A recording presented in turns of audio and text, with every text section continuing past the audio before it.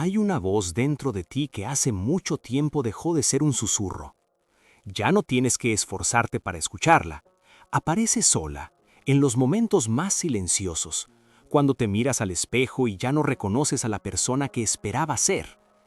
Es la voz que te dice que no puedes, que ya era tarde, que siempre fue así y siempre así será. Y lo más peligroso no es escucharla, es que con los años aprendiste a obedecerla incluso antes de que termine la frase. Pero hoy, Dios interrumpe eso. No con palabras suaves ni con consuelo fácil. Lo interrumpe con una declaración que, si la recibes de verdad, va a cambiar la forma en que te levantas mañana por la mañana. En la segunda carta a Timoteo, capítulo 1, versículo 7, está escrito: «Porque no nos dio Dios un espíritu de cobardía, sino de fortaleza, de amor y de buen juicio». Léelo de nuevo, despacio, porque esta frase no es un versículo decorativo para colgar en la pared, no es espiritualidad de superficie, es una declaración de identidad firmada por Dios mismo, pronunciada sobre tu vida antes de que el miedo aprendiera tu nombre. No nos dio Dios un espíritu de cobardía. Eso significa que el miedo que hoy te paraliza, ese peso invisible que sientes cuando intentas avanzar y algo interno te frena, esa parálisis que se disfraza de prudencia pero en realidad es terror, no vino de Dios. Nunca vino de Él. El espíritu de cobardía no tiene origen divino. No es parte de tu diseño original. No es lo que tu padre puso en ti cuando te formó. Y si no vino de Él, escucha esto con atención. No tiene autoridad real sobre tu vida. Muchas personas cargan el miedo como si fuera parte de su identidad. Soy así. Siempre me costó tomar decisiones. Nunca pude salir de esta zona. Nací con esto. Y con el tiempo, lo que empezó como una emoción se convierte en una creencia. Lo que empezó como una creencia se convierte en una costumbre. Y lo que empezó como una costumbre termina siendo una prisión que nadie ve desde afuera, pero que tú vives desde adentro todos los días. Pero Dios no te diseñó para esa prisión, porque lo que Él puso en ti es completamente diferente. Es opuesto al miedo en todo sentido. Él te dio fortaleza. Esa palabra en el original griego, dunamis, es la misma raíz que viene la palabra dinamita. No es una fortaleza decorativa, no es valentía de discurso, es una fortaleza explosiva, capaz de mover lo que parece inamovible, de sostener lo que parece insostenible, de levantarse cuando todo alrededor dice que ya no hay razón para hacerlo. Dios puso esa clase de poder dentro de ti, no como posibilidad futura, como realidad ya depositada, ahí, dentro de ti, esperando ser recordada. Él te dio amor, pero no el amor que el mundo conoce, frágil, condicional, dependiente de la respuesta del otro. El amor que Dios puso en ti es ágape, el amor que ama sin necesidad de ser correspondido, que sirve sin necesidad de aplauso, que permanece firme cuando las circunstancias cambian y los demás se van. Ese amor dentro de ti es lo que te hace capaz de relacionarte desde la abundancia y no desde el miedo al abandono, desde la fortaleza y no desde la desesperación. Y te dio buen juicio, una mente sana, disciplinada, capaz de ver con claridad cuando todo alrededor parece confuso. Cuando el pánico quiere nublarte, cuando la ansiedad quiere secuestrar cada uno de tus pensamientos, Dios dice: no. Yo te di una mente sana, una mente que puede pensar con mis pensamientos si me la entregas. 3 dones, depositados en ti, antes de que los necesitaras, antes de que los pidieras, antes de que los merecieras. Este versículo no es una promesa para un futuro lejano, es un recordatorio de lo que ya fue dado. El pasado del verbo lo dice todo. No nos dio. Acción completada. Hecho consumado. Dios ya hizo su parte. Pero conocer este versículo de memoria no es suficiente. Existen personas que lo pueden recitar de corrido y siguen viviendo con miedo como compañero permanente. El problema nunca fue la falta de información, fue la falta de revelación. y existe una diferencia enorme entre las dos. La información llega al intelecto. La revelación llega al ser. La información te dice qué dice el texto. La revelación hace que el texto hable sobre ti, personalmente, urgentemente, de manera que algo en tu interior se mueve y ya no puede quedar igual. Para que esa revelación llegue, necesitamos entender desde dónde fue escrito este versículo, porque las palabras más poderosas de la historia no nacieron en la comodidad, nacieron en la dificultad. Y estas palabras no son la excepción. Pablo no escribió esta carta sentado cómodamente en una biblioteca o en un jardín tranquilo. La escribió desde las entrañas de una prisión romana, en lo que los estudiosos consideran sus últimos meses de vida, encadenado, con recursos limitados, sin saber con certeza cuántos días le quedaban antes de enfrentar la ejecución. El Imperio Romano estaba en plena persecución a los seguidores de Jesús, y Pablo era uno de los nombres más buscados. Y desde ese lugar, no desde una cumbre de triunfo, sino desde el fondo de una celda, Pablo escribe a Timoteo. Y no le escribe con queja, no le escribe con amargura ni con desesperación. Le escribe con una voz que suena más firme que nunca, como si la presión lo hubiera comprimido hasta extraer lo más puro y verdadero de lo que Dios había puesto en él. Eso nos dice algo fundamental que necesitamos tatuar en el alma. La presión no crea el carácter, lo revela. Lo que estaba dentro de Pablo siempre estuvo ahí. La cárcel simplemente hizo visible lo que el miedo no había podido destruir.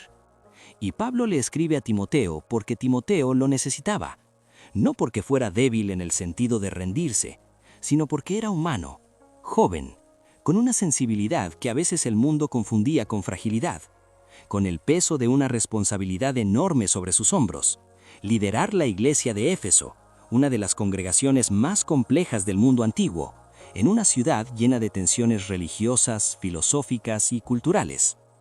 ¿Cuántas veces en tu propia vida has sentido ese peso? La sensación de que lo que Dios puso frente a ti es demasiado grande para quien tú eres. Que la distancia entre la persona que eres y la persona que necesitas ser para cumplir ese llamado es imposible de cruzar sola.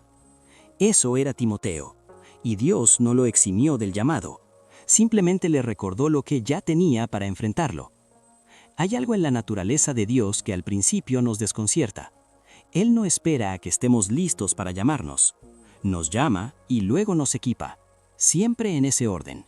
Primero la asignación, luego el descubrimiento del equipamiento que ya fue dado, no al revés. Eso significa que si hoy sientes el peso de algo que Dios puso frente a ti y todavía no te sientes capaz de cargarlo, eso no es señal de que Dios se equivocó al elegirte. Es señal de que todavía estás midiendo la tarea con tus propias fuerzas en lugar de las suyas. El profeta Isaías lo confirma desde otro ángulo. En el capítulo 41, versículo 10, Dios declara: «No temas, que yo estoy contigo. No te desalientes, que yo soy tu Dios. Yo te doy fuerzas y te presto mi ayuda. Yo te sostengo con mi mano poderosa y victoriosa». Fíjate en la estructura de esa promesa. No dice: «No sientas miedo», porque los sentimientos no se apagan con un mandato. Dice: «No temas», un acto de la voluntad. Y luego da la razón que hace posible esa decisión: «Porque yo estoy contigo». La valentía no es la ausencia del temor. La valentía es elegir moverse a pesar del miedo, porque sabes quién camina a tu lado. La fortaleza que Dios da no vive en la ausencia del temor. Vive en la presencia de Dios que hace que el temor pierda su poder paralizante. Ahora quiero llevarte a un momento, no a una lección teológica, a un momento real, vivido por un hombre real, en una ciudad real, hace casi 2000 años. Y quiero que lo veas, no que lo estudies, que lo sientas, que te reconozcas en él. Imagínate la ciudad de Listra, una ciudad menor del Imperio Romano en lo que hoy conocemos como Turquía Central. No una capital, no un centro de poder, un lugar pequeño, periférico, donde las grandes cosas del mundo parecen suceder siempre en otro lugar. Y en esa ciudad vive un muchacho llamado Timoteo. Su historia es complicada desde el principio. Su madre, Eunice, es judía, una mujer de fe profunda que le enseñó las Escrituras desde que era niño, que depositó en él la palabra de Dios como herencia antes que cualquier otra cosa. Pero su padre es griego, y en el mundo antiguo eso lo colocaba en un lugar profundamente incómodo. Demasiado griego para algunos judíos, demasiado judío para algunos griegos, siempre en el medio, siempre buscando dónde encajar, siempre preguntándose cuál es realmente su lugar en el mundo. ¿Conoces ese sentimiento? No el de Listra exactamente, sino el de no pertenecer del todo a ningún lugar, el de mirar a los grupos que te rodean y sentir que eres un poco demasiado de algo y un poco muy poco de otra cosa, el de construir tu identidad sobre arena movediza porque las preguntas sobre quién eres siguen sin tener respuesta clara. Así creció Timoteo, con una fe genuina y heredada, pero también con una historia que lo hacía diferente. Y a veces, ser diferente duele mucho antes de que se convierta en tu mayor fortaleza. Entonces, un día, llega Pablo a Listra, un hombre que ya había sido apedreado en esa misma ciudad tiempo atrás y que volvió. Ese solo hecho ya dice todo sobre el tipo de persona que era Pablo. No se quedó alejado del lugar donde casi lo matan. Volvió, porque su misión era más grande que su dolor y porque el miedo nunca fue quien tomaba sus decisiones. Y en Listra, Pablo ve a Timoteo. Los hermanos en la fe hablan bien de él, pero Pablo ve algo más que buenas referencias. Ve a un hombre que Dios ya había formado antes de que el muchacho mismo pudiera verlo. Ve lo que estaba dormido bajo capas de incertidumbre y timidez. Ve la dinamis, la fortaleza explosiva que esperaba ser reconocida. Y lo llama, ven conmigo. 2 palabras que cambian una vida para siempre. No un largo proceso de evaluación, no una serie de entrevistas y periodos de prueba, solo ven conmigo. Porque cuando Dios ya equipó a alguien, no necesita convencer, solo llama, y la persona equipada reconoce la voz.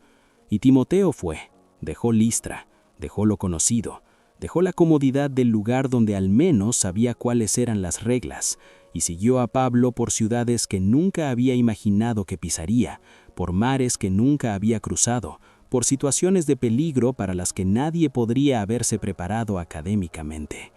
A su lado aprendió a predicar, aprendió a pastorear almas en dolor, aprendió a sobrevivir la oposición, la persecución y el rechazo. Aprendió que el Dios que llama es exactamente el mismo que sostiene a quien obedece. Lo aprendió no como doctrina, lo aprendió en el cuerpo, en el corazón, en los momentos donde la única opción era confiar o rendirse. Pero llega un momento en la historia de Timoteo que pocos narran con el cuidado que merece. El momento más difícil no fue cuando Pablo estaba al lado enfrentando persecuciones externas. El momento más difícil fue cuando Pablo ya no estaba al lado. Pablo está preso en Roma. Esta carta, la segunda que le escribe a Timoteo, es probablemente la última que escribirá. Y Timoteo está en Éfeso, solo, liderando una congregación que enfrenta divisiones internas, con maestros que traen doctrinas contrarias que confunden a los nuevos creyentes, con una ciudad pagana que presiona desde afuera y con enemigos de la fe que presionan desde adentro. Y encima de todo eso, carga con el peso de saber que su mentor puede estar contando sus últimos días. La persona que lo vio cuando nadie más lo veía, la persona que le dijo ven conmigo y le dio un lugar en el mundo, la persona que le mostró con su propia vida que era posible vivir sin que el miedo tomara sus decisiones. Ese hombre está encadenado, lejos y posiblemente cerca del final de su camino en esta tierra. ¿Qué se siente liderar desde ese lugar? ¿Qué se siente tener que ser fuerte para otros cuando por dentro estás sosteniendo el peso simultáneo de la responsabilidad, la ausencia y el miedo? ¿Qué se siente cuando la persona que siempre fue tu ancla ya no puede estar cerca? Es desde ese lugar exacto, desde esa soledad específica, desde ese peso que nadie más en la iglesia termina de entender, desde donde Pablo le escribe estas palabras. No desde la distancia teórica de alguien que recita doctrinas sin haberlas vivido, sino desde la cercanía íntima de alguien que conoce su historia, conoce su carácter, conoce sus miedos particulares y que le dice con toda la autoridad de quien ya lo vivió, recuerda. Antes de escribir el versículo que hemos leído hoy, Pablo le dice algo que es la llave de todo. te recuerdo que avives el fuego del don de Dios que está en ti por la imposición de mis manos. Aviva el fuego, como si las brasas siguieran vivas debajo de la ceniza, como si el don no se hubiera apagado ni ido a ningún lado, sino que estuviera esperando, en quietud, a que alguien eligiera soplarle. El problema de Timoteo no era que el fuego se hubiera extinguido, era que el peso de las circunstancias había acumulado ceniza sobre las brasas y Timoteo había empezado a confundir la ceniza con el final del fuego. Y luego llega el versículo, porque no nos dio Dios un espíritu de cobardía, sino de fortaleza, de amor y de buen juicio. Imagínate a Timoteo recibiendo esa carta, tal vez de noche, con una lámpara de aceite sobre la mesa, rodeado del silencio pesado de Éfeso, con los problemas de la congregación aún frescos en la mente, con la ausencia de Pablo resonando en cada decisión que tiene que tomar solo. Y esas palabras llegan, no como información nueva, sino como una voz, la voz de su padre espiritual que le dice con claridad lo que él había empezado a olvidar. Lo que Dios puso en ti no desaparece porque yo no esté cerca. Lo que Dios puso en ti no se reduce cuando el problema crece. Lo que Dios puso en ti es tuyo y sigue ahí. Y algo se mueve en Timoteo, no de manera estruendosa, no con una emoción arrolladora que borra todos los problemas de golpe. Es algo más profundo y más permanente que la emoción. Una memoria que se despierta, el recuerdo de quién es, el recuerdo de quién lo llamó, el recuerdo de lo que fue depositado en él antes de que comenzara el miedo a hablar. Y desde ese recuerdo, desde ese único acto de volver a creer lo que Dios dijo sobre él, Timoteo se pone de pie. Sigue liderando, sigue pastoreando, sigue enfrentando todo lo que tiene que enfrentar, no porque el miedo haya desaparecido, sino porque eligió actuar desde la fortaleza que Dios puso en él, en lugar de seguir viviendo desde el miedo que el enemigo quería que creyera que era toda su verdad. La historia de Timoteo es la historia de cualquiera que alguna vez tuvo que pararse solo en un lugar para el que no se sentía listo. Es tu historia, hoy, ahora mismo, con ese peso específico que nadie más conoce en su totalidad, con esa ausencia que duele de maneras que no siempre sabes nombrar, con esa responsabilidad que se siente demasiado grande para quien crees que eres. Y el mismo Dios que le escribió a Timoteo te está escribiendo a ti. Esta palabra que llegó a ti hoy no llegó por accidente, llegó porque conoce tu nombre, conoce tu historia, conoce el miedo específico que más trabajo te ha costado vencer, y quiere que recuerdes exactamente lo mismo que Timoteo necesitaba recordar. Lo que Dios puso en ti sigue ahí. Las brasas siguen vivas, solo necesitaban que alguien soplara. Y ahora es el momento de la decisión. No la decisión de sentirte diferente, no la decisión de esperar a que el miedo se vaya para empezar a moverte, sino la decisión más importante que puedes tomar hoy. Creerle a Dios sobre ti mismo más de lo que te crees a ti mismo. Porque el problema nunca fue la falta de recursos, nunca fue que Dios se olvidara de darte lo que necesitabas. El problema siempre fue que empezaste a creerle más a la voz del miedo que a la declaración de Dios sobre tu vida. Empezaste a consultar tus sentimientos cuando tenías que consultar su palabra. Hoy eso termina. Hoy declaras, desde lo más profundo de tu ser, que el espíritu de cobardía no tiene lugar en tu vida. No porque seas perfecto, no porque todas tus dudas hayan desaparecido de golpe, sino porque Dios declaró algo sobre ti que ninguna circunstancia puede cancelar, que ningún fracaso del pasado puede borrar, que ninguna voz interna tiene autoridad para deshacer. Él te dio fortaleza, y esa fortaleza está disponible ahora mismo, en este momento, en este día, para exactamente lo que tienes que enfrentar. No mañana cuando te sientas más preparado, no la próxima semana cuando las circunstancias mejoren. Ahora, la fortaleza de Dios no tiene lista de espera. Él te dio amor, un amor que no depende de las condiciones del entorno ni de la respuesta de las personas a tu alrededor. Un amor que te hace capaz de servir cuando no tienes ganas, de perdonar cuando duele, de seguir dando cuando el mundo no te está devolviendo nada. Ese amor no viene de tus reservas emocionales, viene de una fuente que no se agota. Él te dio buen juicio, una mente sana, capaz de ver con claridad cuando se la entregas a Él, una mente que puede distinguir la voz del miedo de la voz de la fe, una mente que sabe cuál es el próximo paso si eliges confiar en quien te la dio en lugar de paralizarte frente a la incertidumbre. Esto es lo que Dios dice sobre ti hoy, no mañana, no cuando mejores, ahora, exactamente como estás, con el peso que cargas, con las preguntas que todavía no tienen respuesta. Quiero que hagas algo. Antes de que este video termine, antes de que el día te lleve de vuelta a su ruido y su urgencia, detente, respira y dile a Dios con toda la honestidad que tienes: recibo lo que ya me diste, recibo la fortaleza, recibo el amor, recibo el buen juicio, y a partir de hoy elijo vivir desde lo que tú pusiste en mí y no desde lo que el miedo me dice que soy. Esa oración simple, dicha con decisión genuina, no con emoción perfecta, no con palabras impecables, sino con la voluntad de creer, es la chispa que aviva el fuego que ya estaba en ti. Timoteo recibió una carta y se puso de pie. Tú recibiste esta palabra, ahora te toca ponerte de pie. El mundo necesita lo que Dios puso en ti.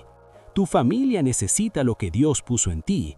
Tu propósito, ese propósito que tal vez llevas tiempo postergando por el miedo a fallar, por el miedo a parecer demasiado, por el miedo a perder lo poco que ya tienes, necesita lo que Dios puso en ti. No lo sigas guardando, no lo sigas enterrando bajo capas de ya es tarde, no soy suficiente, no es el momento. Dios no pone dones en personas para que los cuiden en silencio, los pone para que los vivan, los compartan, los multipliquen. Eres exactamente a quien Dios eligió, para este tiempo, para este lugar, con exactamente lo que Él ya depositó en ti antes de que pidieras permiso o sintieras que lo merecías. Hoy el miedo deja de tener la última palabra en tu vida. Hoy caminas diferente. Hoy recuerdas quién eres y de quién eres. Dios no te dio espíritu de cobardía, te dio poder, te dio amor, te dio una mente sana, y con eso, con exactamente eso, sin necesitar nada más, puedes enfrentar todo lo que viene. Esta promesa es tuya, no la guardes, vívela.